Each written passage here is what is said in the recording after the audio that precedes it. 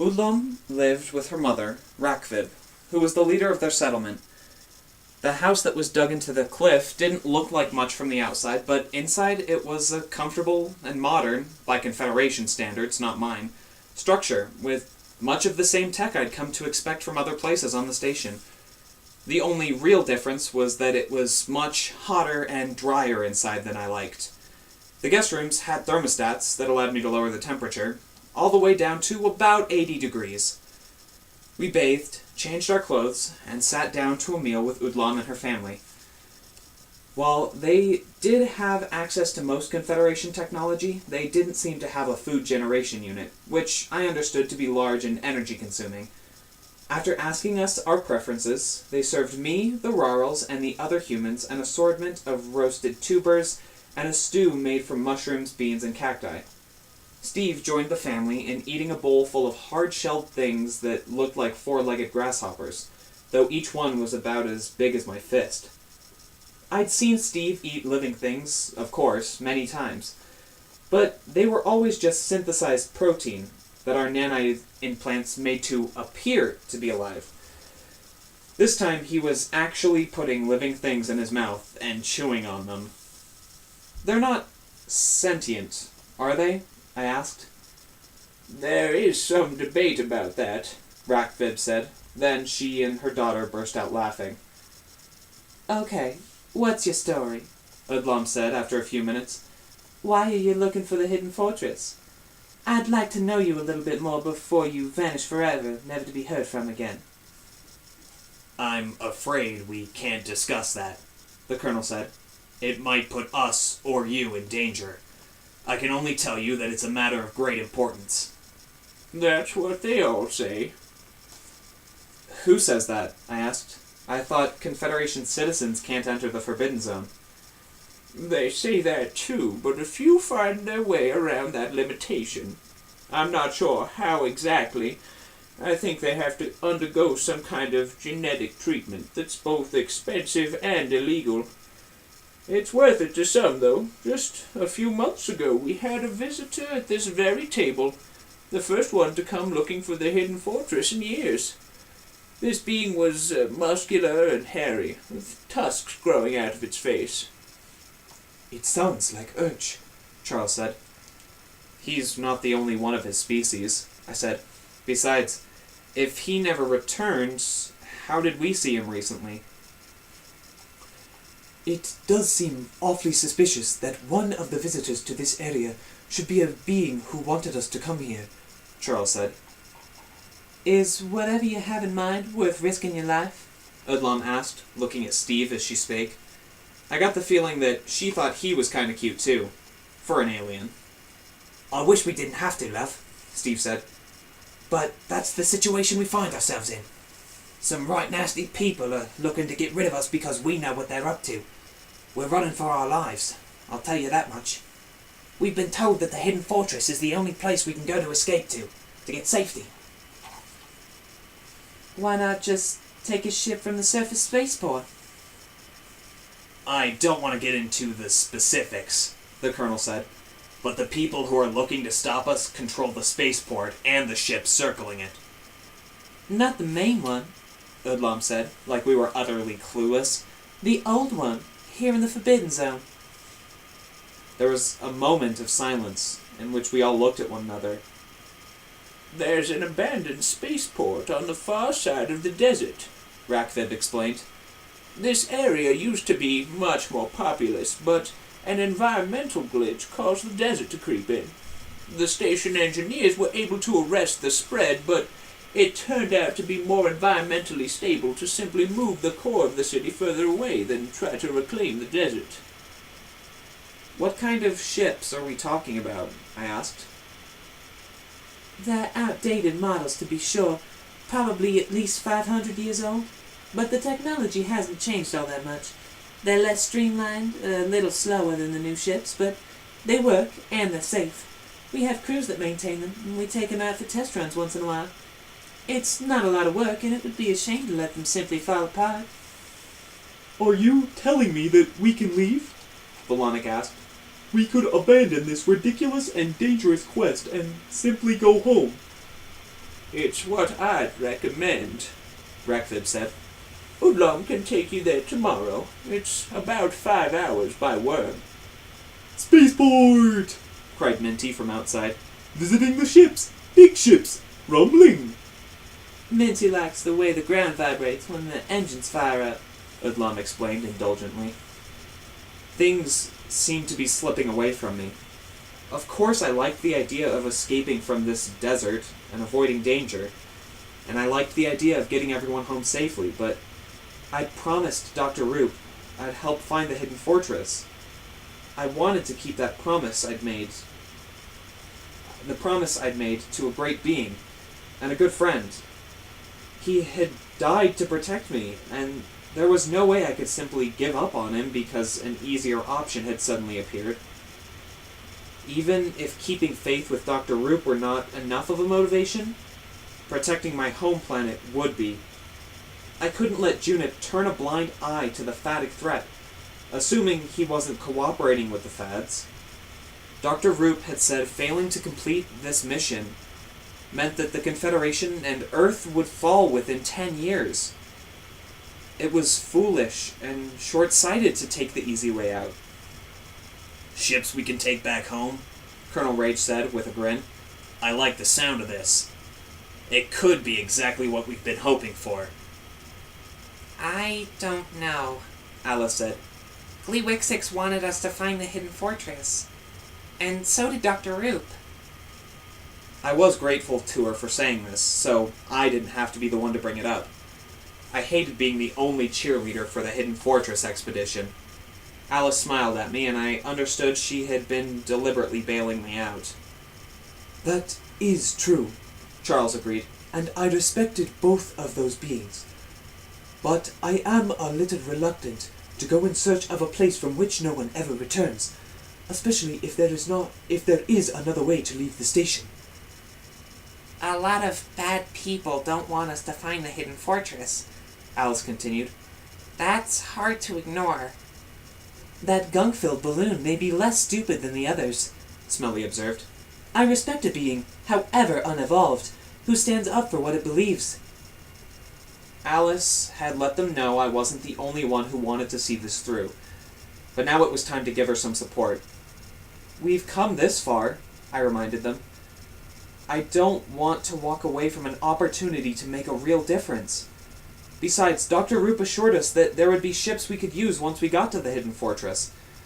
I'm not in any kind of hurry to go off to a place that no one comes back from, but maybe they don't come back because they take one of the ships from the port below. It doesn't have to be a bad thing, right? Yes, of course. You are right, Volonic said, his voice dripping with sarcasm. How can vanishing from existence be a bad thing? Certainly we should avoid the safe, dependable course and do the foolish thing in which all our lives will likely be lost. Your opinion is on record, Alice said to him. Unless you have something new to say, why don't we just assume you're going to keep on banging the coward drum?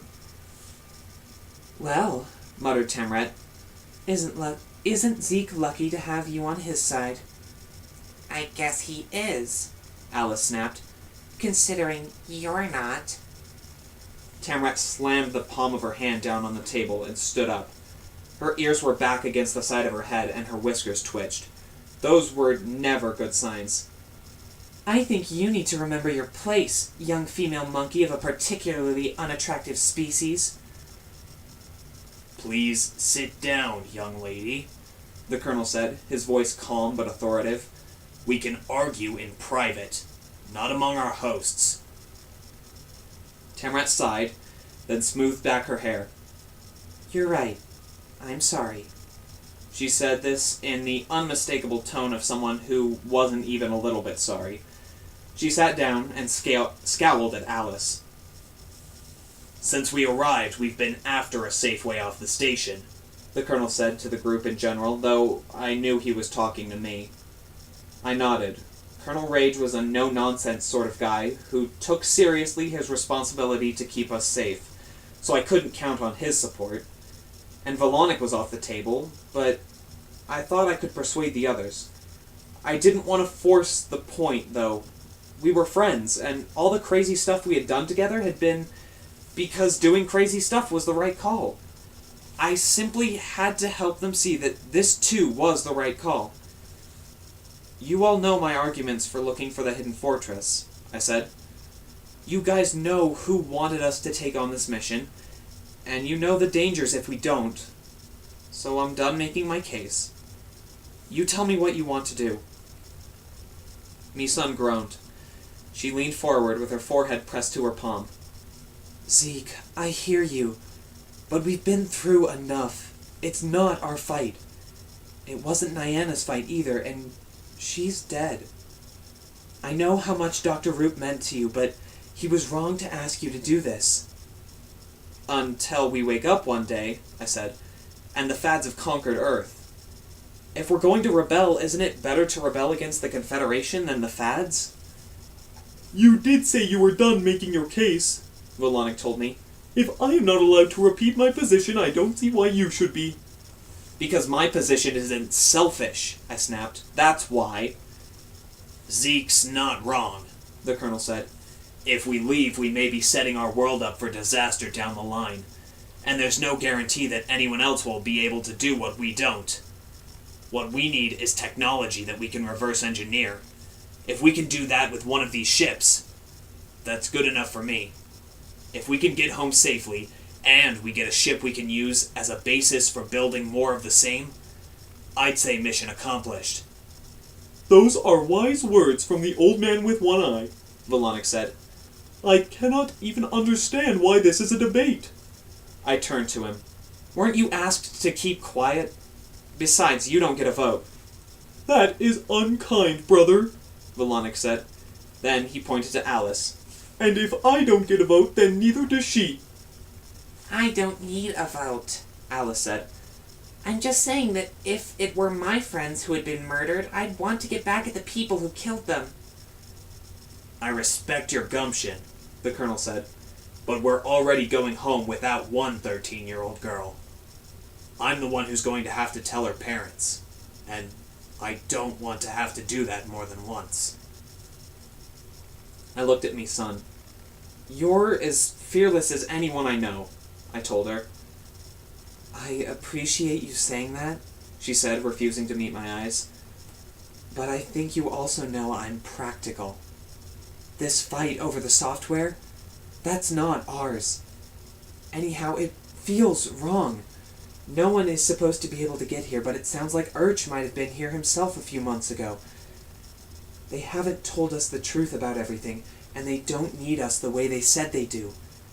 We don't have to be the ones to solve all the Confederation's problems. I can't support letting you risk your lives now because of a danger that might manifest in 10 or 20 years, the Colonel said. That's multiple lifetimes in politics. Everything could be different then.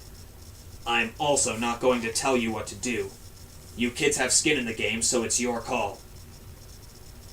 And I think we should see this through, the way our friend wanted us to, I said in an encouraging voice. I wasn't much on making speeches, but this was my last chance to really rally everyone.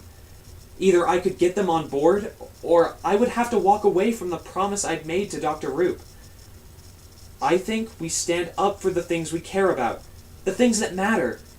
I say it's better to take a risk now than go home and wait for an overwhelming invasion force that's going to take our planet away from us. Come on, this is not the time to back down. Who will stand up with me for the things we care about? I raised my hand. I looked around the table. None of them moved. None of them were willing to take the chance. And then, across from me, a flash of white. Tamret slowly put her hand into the air. Put your hand down right now, Volonic said. She shook her head. I'm sorry, Volonic. I can't. After all I've done for you? He asked, the genuine hurt impossible to miss. Yeah, she said. Even after all that. I didn't know if Tamret believed what I had said. I didn't know if she wanted to avenge our fallen friends, or fight for galactic freedom, or just head into the unknown for the pure pleasure of dangerous chaos. Any of those things might have been true. It was very likely that all of them were. Above all, I understood that she raised her hand because she didn't want me to stand alone, even in defeat, even if it might come back to hurt her with Volonic.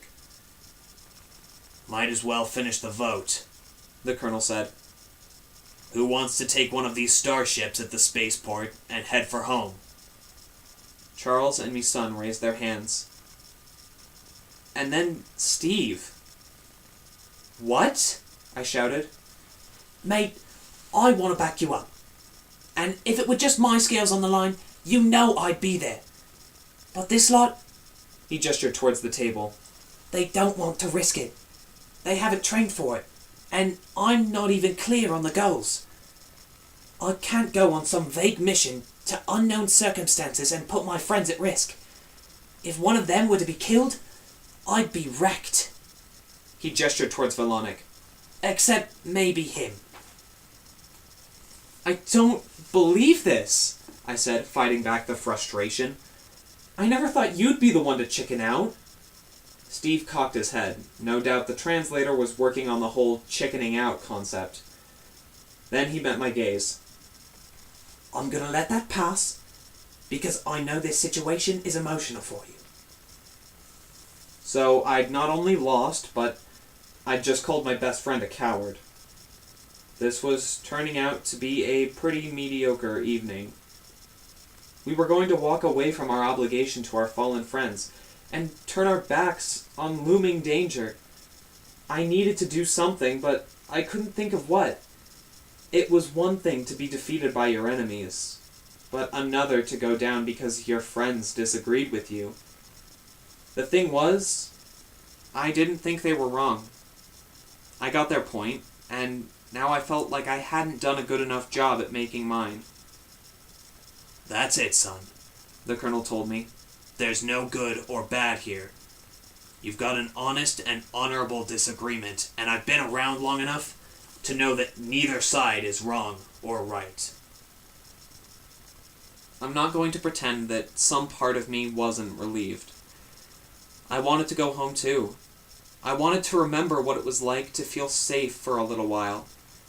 While I'd been on Earth, all I dreamed about was returning to Confederation Central, being with Tamret again. Now here I was, and there she was, and nothing had been like I'd imagined. Back at home, my parents, finally back together, were waiting for me. And Tamret, she wanted to come with me too. I had no idea how we were going to manage that. She was an alien after all, but the secret of alien species had to come out sooner or later. We'd work it out, and we'd be fine. And maybe the colonel was right. Maybe things would sort themselves out all on their own. The galaxy had survived for billions of years without me getting involved in every crisis. It didn't seem like that much of a stretch to think it would survive this too. That was what I told myself. But I still felt like I was walking away from something important. I wished I had been able to make everyone see that. These ships you mentioned, Volonic began. how can we pay you for them? Rakvib punched a fist into the air 3 times, a gesture of dismissal. They are not ours to give or to keep. They belong to those who came before us, and in truth, there are hundreds. We won't miss one. Or two? Volonic asked. Or two. Rakvib agreed. You are obviously different species. I suppose you have different destinations? From across the table, Tamret was looking at me, like she expected me to say something. She kept jutting out her jaw in a hurry up already gesture, but I had no idea what she meant. That female hairy thing wants something from you, Smelly observed in his usual day late and $1 short manner. My heart was pounding now. I was supposed to do something, say something, but what? Was I supposed to challenge Volonic to a duel or something? Tamret and I will take our own ship. Volonic was saying to Rakvib. Then he turned to her. You can pilot it, can you not? Tamrat stopped looking at me. She cast her eyes down and said nothing. Can you get us home? I invoke your betrothal oath. Tamrat gritted her teeth. There were tears in her eyes. Yes, She said, I can get us home. And by your oath you will obey me. I will. she said, though the words were hardly more than a grunt. Something formal was going on here. That had to be what Tamrat was trying to communicate. I didn't understand it, but I knew enough about rural culture to get that once promises were made, they were not broken. No matter what, I had to do something. I rose to my feet. On behalf of the people of Earth, I offer Tamrat a home on our world. My voice came out stilted and weird, but I was trying to sound formal. If the Rurals could have their rituals, then so could I. I invoke the right of sanctuary, is what I'm doing, basically. Smooth. Said Smelly. Is it my imagination? Said Udlum. Or are these guys pretty much the most entertaining house guests ever? There's so much drama. Please sit down, Zeke. Wilonic said.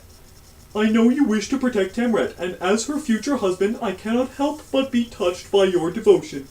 But she does not want to be exiled on an alien planet away from her family and her new caste. She is, I know, grateful for your good intentions, but she nevertheless declines your kind offer. Tamret? I asked. She wouldn't look at me. I have given my oath to obey. So that's what I'm going to do. I stared ahead, unable to believe this. The one bright spot in all of this had been blotted out. Somehow, I'd completely messed things up. Tamret was going back to Rural, and she was going on a separate ship. The plan for me to challenge Volonic had been a long shot, but I'd been willing to take it. And now, I was never going to get the chance.